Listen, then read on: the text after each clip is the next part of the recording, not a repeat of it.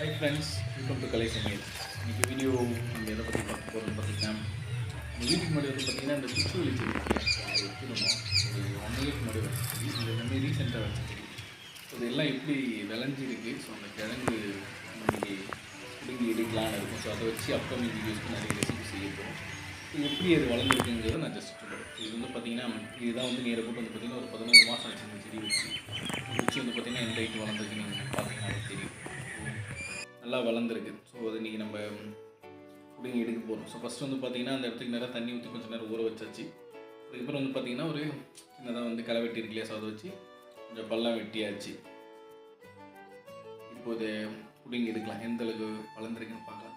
இது பிடுங்கும் போதே ரொம்ப எக்ஸைட்மெண்ட்டாக இருக்குது. பாருங்கள் எந்த அளவுக்கு கிழங்கு இருக்குன்னு. நேர போட்டு வந்து பார்த்திங்கன்னா ஒரு 10 to 12 கிலோ கிழங்கு இந்த ஒரு செடியில் மட்டுமே இருக்குது. இது பிடுங்கும் போது இந்த அளவுக்கு இருக்குன்னு சொல்லிட்டு நாங்களே நினைக்கல. பிடுங்கி எடுக்கும்போது வந்து பார்த்திங்கன்னா ரொம்ப ஆச்சரியமாக இருந்துச்சு.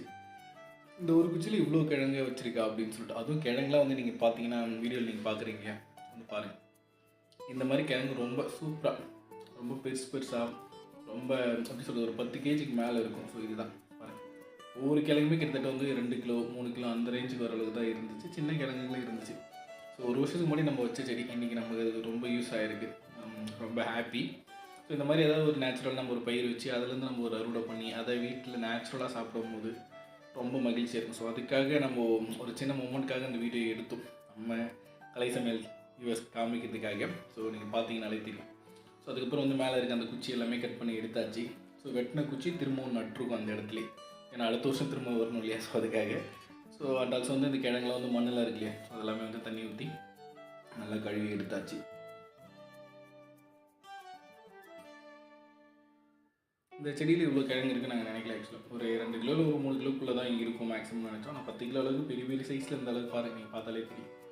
ஓகே, இந்த ஹார்வெஸ்டிங் வீடியோ உங்களுக்கு பிடிச்சிருக்குன்னு நினைக்கிறேன். ஸோ ஓவரால் இதுதான் கழுவி கட் பண்ணி எடுத்துருக்க கிழங்கு எல்லாமே. இந்த வீடியோ கண்டிப்பாக உங்களுக்கு பிடிச்சிருக்குன்னு நினைக்கிறேன். ஸோ மறக்காமல் நம்ம சேனலை சப்ஸ்கிரைப் பண்ணுங்கள், உங்கள் ஃப்ரெண்ட்ஸ் கூட ஷேர் பண்ணுங்கள். ஸோ இதை வச்சு அப்கமிங் நிறைய ரெசிபிஸ் இருக்குது, அடுத்தடுத்த வீடியோஸில் பார்க்கலாம். தேங்க்யூ ஃபார் வாட்சிங் கலை சமையல். தேங்க்யூ. இன்னொரு வீடியோவில் பார்க்கலாம்.